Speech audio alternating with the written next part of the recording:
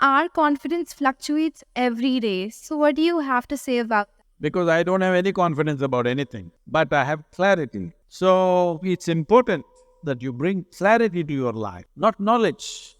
But if you are just confident, you will blunder through life. We don't know where you will get in. You must extinguish your confidence and bring clarity. To develop clarity, there are many systems.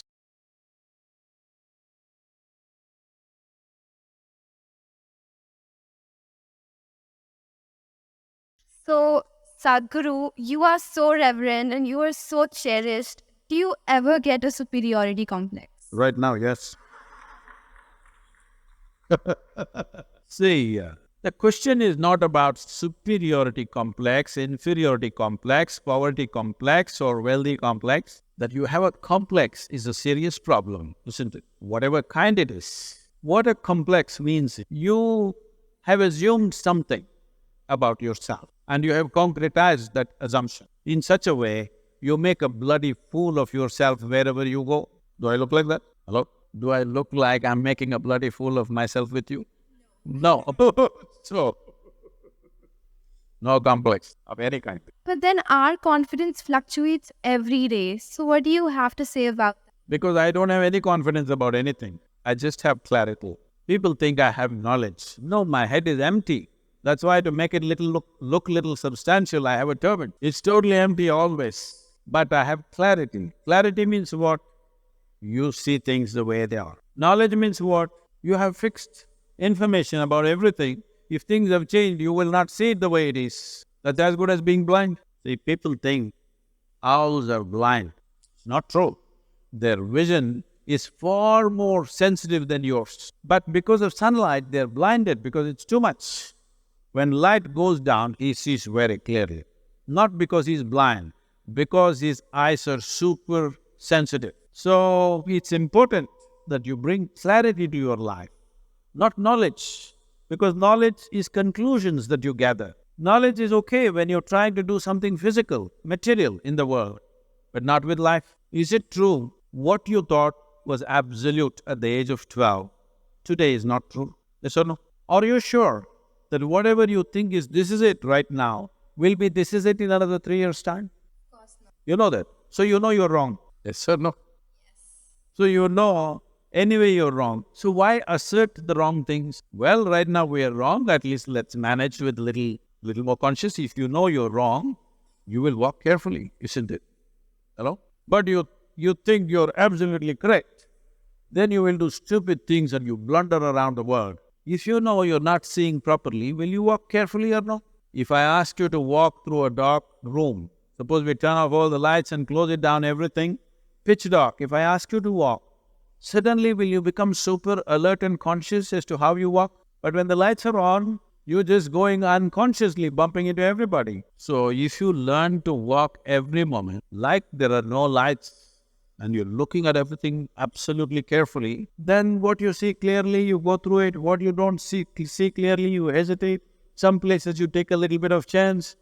But if you are just confident, you will blunder through life. We don't know where you will get in and what you will get trapped into. Most people are trapped into their professions, their family situations, their social situations in such a way, they all became, yes, already I'm seeing, not just older people, youth have become like this.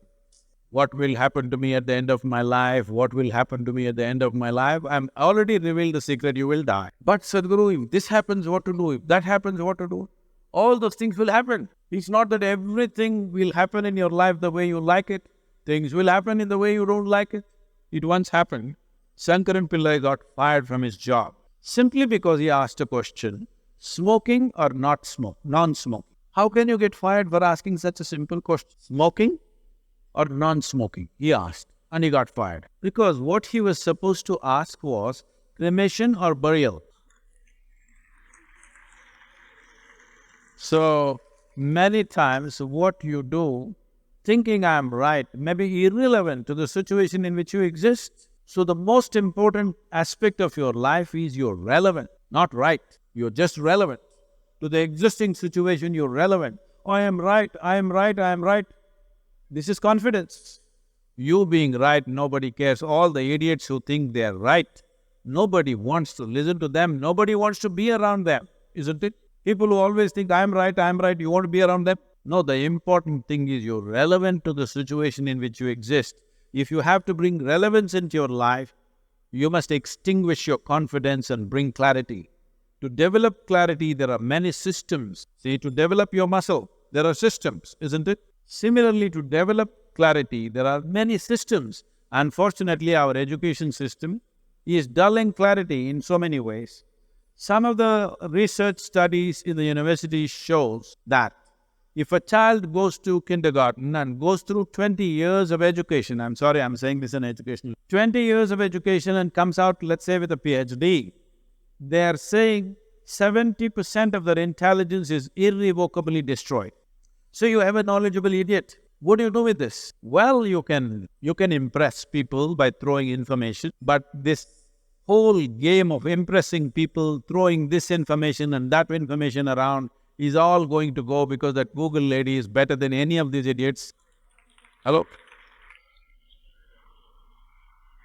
It's really amazing. I am just traveling to wherever. Let's say I'm flying to United States or Africa, somewhere. I just ask, what is the morning temperature in Entebbe? I'm landing there. Without batting an eyelid, in 2 seconds, she tells me it's 14 degrees centigrade, and by afternoon it's 18 degrees centigrade. By evening it's again 12 degrees centigrade. Who could ever say this? Hello? She may not be perfectly right, but she's almost there. So people who are carrying a basket of information on their head and feeling superior, I want you to understand this in this country and everywhere else in the world. In not the previous, but the previous generation, somebody who could read a book was seen godlike because everybody else was illiterate.